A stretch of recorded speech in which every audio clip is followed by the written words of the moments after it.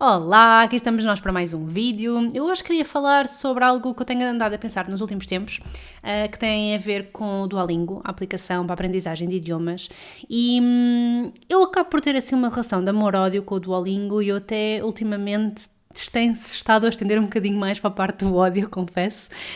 Até que já comecei a pensar se desinstalava a aplicação, se não desinstalava, mas quis que este meu pensamento sobre a aplicação se tornasse uma coisa um bocadinho mais estruturada, então criei assim alguns tópicos que eu gostaria de falar sobre coisas que eu gosto e coisas que eu não gosto na aplicação. Se não conhece o Duolingo, embora a probabilidade seja muito baixa, esta é uma aplicação para a aprendizagem de idiomas, é uma das mais utilizadas no mundo, tem cerca de 40 idiomas, incluindo idiomas que já não estão em uso ou que vêm de outros locais, como filmes e séries. Por exemplo, existe o latim, o esperanto, o klingon do Star Trek. No entanto, não tem Sindarin, o que acho que é uma pena, mas pronto. Recentemente adicionaram também matemática, música e xadrez, que não sei muito bem porquê, porque o objetivo era ser uma aplicação de idiomas, obviamente que eles podem fazer o que quiserem, a aplicação, podem fazer o que lhes apetecer, mas até pelo nome do Duolingo, enfim. Tem uma versão grátis com muitas funcionalidades. O Duolingo foi fundado em 2011 e do que eu percebi o seu lançamento ao público foi em 2012. O que foi muito curioso para mim aprender este facto, porque foi exatamente na altura em que eu instalei a aplicação e comecei a usá-la. Ela já mudou muito desde essa altura, houve mudanças na interface, houve mudanças nas funcionalidades, ela já mudou bastante e eu na altura comecei a usá-la para francês, mas já usei também para japonês e para árabe, usando o curso em inglês como base. Eu já vou explicar o que é que eu quero dizer com isto do curso em inglês como base. O que eu me apercebi foi que há diferenças fundamentais nos cursos e nas funcionalidades que estão disponíveis, dependendo do idioma que estamos a estudar. Nunca usei a versão paga, pelo que não posso falar desta versão, a opinião que eu vou falar aqui é só sobre a versão gratuita. Mas eu até posso mostrar aqui, tenho a minha aplicação aberta, que eu entrei em 2012, como se pode ver ali, e curiosamente, agora diz que tenho aqui. Diz que tenho o Super, mas eu ainda não usei. Isto parece um bocado estúpido estar a falar nisto agora. Mas eu ainda não usei a aplicação paga, na verdade. Eu tenho aqui assim o Super porque o Revolut estava a dar a subscrição do Super de forma gratuita, então eu resolvi experimentar e ainda não experimentei. No fundo foi há bocadinho que ativei, ainda nem sequer experimentei, o que significa que eu daqui a uns tempos, daqui a sei lá um mês, 2 meses, mais coisa, menos coisa, quando já tiver alguma ideia, posso fazer um outro vídeo a explicar o Super, o que é que eu acho do Super, se acho que vale a pena ou se não vale a pena. Mas pronto, vamos começar só a falar um bocadinho do lado bom, ou seja, o amor que eu tenho pela aplicação. Como eu referi no início, é grátis e é acessível, tem uma versão paga, que é este o Super, que tem anúncios, mas a versão gratuita é extremamente funcional, portanto não precisamos da versão paga para a maior parte das funcionalidades mais importantes. E os anúncios que aparecem não são intrusivos, ou seja, eles não aparecem a meio de uma lição ou de um módulo, aparecem depois de se terminar aquele módulo, não estão a atrapalhar ali no meio, o que eu acho que é um ponto positivo. Fazemos a nossa liçãozinha toda até ao fim e depois no final, quando terminamos aquela parte, então sim é que aparece um anúncio curtinho. Tem cursos para quem não fala inglês, embora a oferta em inglês seja maior, ou seja, nós estamos a aprender um idioma usando o inglês como base. E obviamente que tem também o curso de inglês na maioria dos outros idiomas todos, por exemplo, tem inglês para quem fala espanhol, para quem fala português, para quem fala italiano, para muitos outros idiomas. E também tem alguns que podem ser aprendidos noutras línguas. O caso do francês, por exemplo, existe o curso de francês para quem fala português, ou seja, as explicações e as traduções são dadas em português. Eu, no meu caso, praticamente não, acho que foi mesmo todos os idiomas que eu experimentei, usei sempre a versão em inglês, portanto o inglês como base, porque apesar de tudo é a versão mais completa, tem as suas vantagens e desvantagens, mas é a sua versão mais completa. O Duolingo, uma coisa que eu também gosto e que acho que é o seu principal fator de sucesso, tem a ver com a gamificação ou a ludificação a estar ao máximo. Ou seja, no fundo aquilo parece que estamos a jogar um jogo e pode ser até um bocadinho viciante para algumas pessoas, pode viciar ligeiramente, Tem sistemas de recompensas, tem sistemas de ofensivas, tem tabela de classificação, tem desafios que podem ser diários, de fins de semana, mensais ou com amigos, e estes desafios são muito variados, portanto eles são sempre diferentes. Pode ser terminar uma unidade, ou completar um X número de lições, ou ter um X número de ter uma percentagem qualquer naquela lição, tipo ter 90% em 3 lições, por exemplo. E eu acho que este sistema aumenta imenso a interação, ajuda a criar um hábito diário de estudo, e eu, por acaso, no meu caso, eu tenho as notificações desativadas, mas para quem tem as notificações ativadas, aquilo avisa no final do dia se não tivermos feito a nossa lição. Manda assim uma mensagem a dizer: olha, não fizeste, o Duo vai ficar chateado contigo. O Duo é a corujinha. Vai ficar chateado contigo se não fizeres a lição, pronto, esse tipo de coisas. Eu acho que é uma forma menos intimidante de se começar um idioma. Ocupa-nos menos tempo, podemos encaixar as lições no dia-a-dia, as lições são muito curtinhas, podemos estudar o tempo que quisermos. Quer dizer, agora meteram uma nova funcionalidade em que, acho que aquilo se chama bateria, aquilo é uma bateria, não sei muito bem como é que aquilo se chama, mas no fundo, se não usarmos, se por cada lição estamos a descontar, e se usarmos aquilo tudo, depois já não podemos fazer mais lições, a não ser que se veja um anúncio. Mas no fundo, podemos usar a aplicação durante apenas 5 minutos ou durante meia hora. Podemos definir o tempo que queremos, o que faz com que se encaixe perfeitamente no nosso dia-a-dia. Podemos fazer às horas que quisermos, podemos fazer se estivermos à espera de transporte público, estamos à espera de uma consulta, estamos num sítio qualquer sem fazer grande coisa e queremos queimar um bocadinho de tempo. Portanto, é algo que se adapta muito bem. E depois usa repetição espaçada e frases simples para fixar palavras, o que também é muito útil. No entanto, apesar destas coisas todas muito bonitas, eu tenho alguns problemas, que é então o lado mau, o lado do ódio, se eu puder dizer assim. E o que eu me apercebi ao longo deste tempo todo, e eu tenho usado o Duolingo de forma bastante consistente. Nos últimos tempos durante vários tempos usei todos os dias, de vez em quando há um dia que não consigo, ou 2 dias que não consigo, ou assim, mas tenho usado de forma muito consistente durante todos estes anos. E o que me apercebi é que ele de facto não ensina a conversar, apenas aprendemos a traduzir frases soltas. Ou seja, não conseguimos pensar e reagir numa conversa rápida com um nativo. Aprendemos muitas palavras, aprendemos frases, sim, mas acho que se depois tentarmos passar dali e tentar conversar com uma pessoa nativa naquele idioma, não vamos conseguir fazê-lo, pelo menos essa é a minha experiência. Se tens uma experiência diferente com outro idioma, por favor, gostava muito de saber, diz-me aí nos comentários, mas a minha experiência, pelo menos, é que se tivesse usado apenas o Duolingo, muito dificilmente conseguiria ter uma conversa com um nativo, mesmo que seja uma conversa muito básica. Por outro lado, aprendemos a dizer coisas como o urso bebe leite. Há assim umas frases estranhas que de vez em quando aparecem e conseguimos dizer frases assim desse estilo.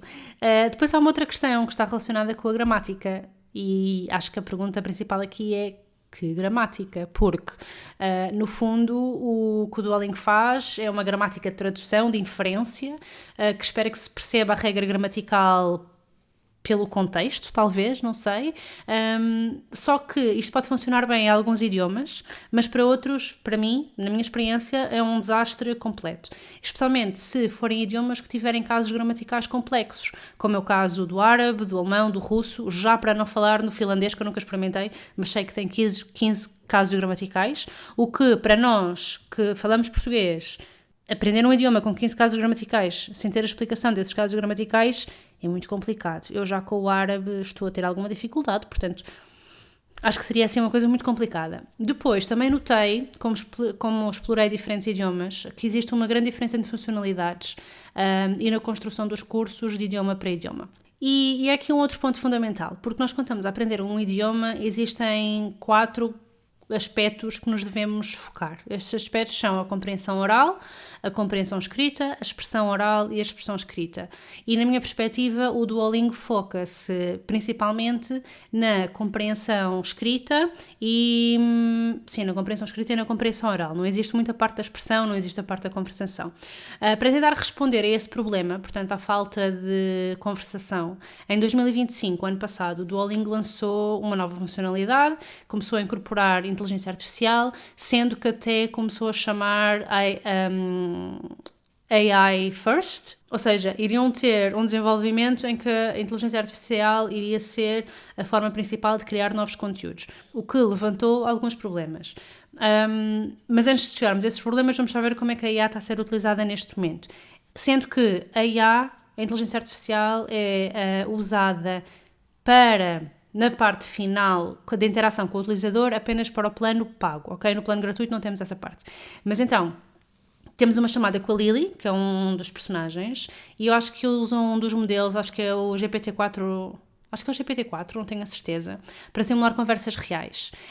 Portanto, a ideia aqui é criar um espaço que seja seguro e de baixa pressão para uma pessoa treinar, porque, o que eu quero dizer um espaço seguro e de baixa pressão? É que se nós vamos falar com uma pessoa nativa, às vezes temos assim um bocadinho aquele receio de vamos dizer alguma coisa mal, vamos cometer erros, o que é normal, é perfeitamente normal, e acho que os nativos não estão à espera que sejamos logo 100% corretos. De qualquer das maneiras, ali temos um espaço onde ninguém nos vai estar a julgar, porque estamos a conversar com um robozinho, se eu puder dizer desta forma. No entanto, é uma simulação, anda um pouco em ciclos, e do que eu tenho lido, as pessoas queixam-se de que a longo prazo se torna muito previsível e que não se avança muito na conversação. Depois, outra questão que estão também a adicionar com a questão da inteligência artificial é as explicações inteligentes, o que supostamente iria resolver aquele problema da gramática, ou seja, em vez de só mostrar erraste, quando erramos numa pergunta qualquer, tentam-nos explicar, dar uma mini aula, explicar o porquê estar errado. Mas do que eu tenho visto, as explicações são bastante genéricas, não explicam a regra em contexto, nem o contexto de aplicação, portanto acaba por, pelo menos para já, não ser uma funcionalidade que tenha muito interesse. O que é que eles querem dizer com AI first e foi o que gerou um pouco de controvérsia? É estar a utilizar a inteligência artificial para criar os conteúdos das aulas, ou seja, na prática, com a inteligência artificial, o Duolingo conseguiu lançar cursos novos mais rapidamente e conseguiram também lançar novos cursos que, com tradutores e com pessoas reais, irão demorar muito mais tempo a fazê-lo. Mas isto levanta a questão da qualidade. Será que estes cursos, sim, saíram para cá mais rápido, mas será que têm a mesma qualidade que se fosse um tradutor, uma pessoa especialista em educação e uma pessoa especialista em ensino de idiomas, daquele idioma em particular, a fazer aquele conteúdo? Será que ia ter menos erros? Não sei, deixo a pergunta aqui em aberto. Portanto, lá está. Eu gostava muito de saber se por acaso já usaste o Super e se já usaste estas funcionalidades de inteligência artificial. Eu agora, como já tenho o Super de forma gratuita, a verdade é essa, não estou a pagar por ele, vou experimentar e depois logo digo a minha opinião. Eu queria só fazer aqui assim uma comparação, especialmente entre o francês e o árabe, porque, como eu disse no início, a experiência do Duolingo muda drasticamente de idioma para idioma, conforme o idioma. Eu acho que o francês é um dos melhores cursos no Duolingo, é mais polido, é mais profissional, é um dos cursos que tem também mais funcionalidades e formas de estudo diferentes. E depois aqui nós temos uma vantagem, quem fala português, porque a gramática do francês é muito semelhante à gramática portuguesa, por isso o facto do Duolingo não ensinar gramática por si só não é grave, porque há muitas coisas que conseguimos perceber por contexto. Portanto, isto ao francês é óbvio. Eu diria que é um bom complemento para treinar vocabulário e compreensão oral, mas continuo a achar que, apesar de tudo, é um complemento, não é como única fonte de estudo. O que eu estava a fazer na altura, eu estava a estudar francês na Alliance Française e usava apenas para praticar um bocadinho, para ouvir algumas coisas, para treinar, para ver palavras novas, enfim, esse tipo de coisas. Para continuar a ter ali assim um contacto com o idioma. Sendo que, apesar de tudo, continuo a preferir livros, séries, filmes, música, podcasts. É muito melhor, são pessoas reais que estão a conversar, mas pronto. Agora, para o árabe, a coisa muda um bocadinho de figura, porque para já o Duolingo não explica a diferença nos dialetos. Eu só mais para a frente é que me apercebi que, e na verdade era o que eu queria, pronto, era que o Duolingo que ele ensina, alegadamente, é o árabe padrão, que na fase em que eu estou do árabe, que é uma fase muito inicial, continua a ser muito inicial, passado este tempo todo que eu estou a estudar árabe, numa fase muito inicial, recomenda-se que se comece pelo árabe padrão e depois se mude para um dialeto. Sendo que, provavelmente, se formos tentar falar com alguém de qualquer país que fala árabe no árabe padrão, vão olhar para nós assim com um ar um bocadinho estranho, mas não faz mal. Acho que é importante ter esta fundação e depois, então, passar para um dialeto. Ou seja, isto para mim não é problema. Isto para dizer o quê? Que para mim não é problema. O Duolingo foca-se em área padrão e é isso que eu quero. Se uma pessoa quiser estudar um dialeto, o Duolingo não é a aplicação própria para isso. Depois, no árabe temos a questão do alfabeto, e o alfabeto, na minha opinião, não está nada bem explicado no Duolingo. Eles têm uma parte onde supostamente aprendemos o alfabeto, vemos as letras de forma isolada e depois começamos a vê-la em conjunto, em sons e em frases que não fazem, palavras que não fazem muito sentido, que não querem dizer nada, é apenas para percebermos como é que é o som e como é que é a escrita, mas não há um mapeamento direto entre a letra na forma isolada, no princípio, no meio ou no final da palavra. E quando estamos a aprender o alfabeto é super importante, porque sem isso não vamos conseguir ler, a não ser que a gente decore todos os sons possíveis, todos os sons das palavras, mas basicamente conseguimos ler aquilo porque decoramos o som que aquilo faz, não porque conseguimos ler de forma efetiva. Não há explicação dos casos gramaticais, o que se torna muito confuso, especialmente para quem fala português, porque no árabe nós não temos, por exemplo, portanto, no árabe não existem os pronomes possessivos, meu, teu, seu, nosso, vosso, seu, minha, tua, sua, etc, etc. O que existe é a modificação da palavra, portanto são os tais casos, é um dos casos gramaticais que o árabe tem, ou seja, temos a palavra e depois temos a modificação da terminação. E nunca, em altura alguma, isto é explicado, ou seja, se eu estiver a ver, a minha casa e a tua casa, aparecem-nos duas palavras diferentes, que nós ficamos, então, mas porquê? Porquê é que isto está a acontecer? Se eu não tivesse esse conhecimento já, iria ser ainda mais confuso. Depois, os exemplos são muito básicos e de vez em quando há frases que não têm muito sentido, e ao contrário do francês, onde eu acho que os erros são mínimos, eu não tenho notado assim grandes erros, no árabe há erros mais graves, tanto a nível gramatical como a nível da pronúncia, há assim alguns erros que para tentar aprender é um pouco chato. E depois também há grande diferença a nível das funcionalidades, porque, como eu estava a dizer há pouco, no francês nós temos praticamente tudo disponível. Nós temos expressão, temos compreensão oral, podemos verificar os erros passados, podemos ver as palavras que aprendemos, e uma coisa muito interessante é que há histórias, nós podemos ouvir histórias, ler histórias e responder a perguntas sobre essas histórias. No árabe temos apenas a escuta, os erros passados e conseguimos ver as palavras que aprendemos. Não, acho que, enfim, é mais complicado. Vamos ver agora, com esta questão da inteligência artificial, se há alguma modificação aqui, mas eu também estou um bocadinho preocupada com a qualidade das histórias que eventualmente vão aparecer. Vamos ver. Pensamentos finais. O Duolingo não é de todo um substituto para outras formas e materiais de estudo. É um complemento, pode ser útil em algumas situações, mas não é de todo um substituto. Se o objetivo é fluência ou conversação, eu acho que o Duolingo sozinho é claramente insuficiente e não nos vai levar a lado nenhum. Acho que pode ser útil para quem quer sentir o gosto de um idioma novo, quer experimentar, quer ver se iria gostar de estudar aquele idioma de forma mais aprofundada. Também é bom para manter o cérebro ativo, vamos experimentando, vamos brincando um bocadinho durante alguns minutos por dia, em vez de estar ali nas redes sociais a fazer um scroll infinito, estamos a fazer uma outra coisa qualquer com o nosso tempo, o que eu acho que é sempre positivo. Mas também acho que podemos sentir que estamos a progredir, porque estamos a fazer as lições e estamos a ter respostas certas e tudo isso, e a coruja é muito encorajadora, o Duo encoraja muito. No entanto, acho que na verdade é uma sensação falsa, ou seja, nós temos a sensação que estamos a progredir, mas na realidade não estamos. Mais uma vez, esta é a minha perspectiva. Se tiveres uma opinião diferente, adorava saber nos comentários, vamos ter uma conversa construtiva sobre isto.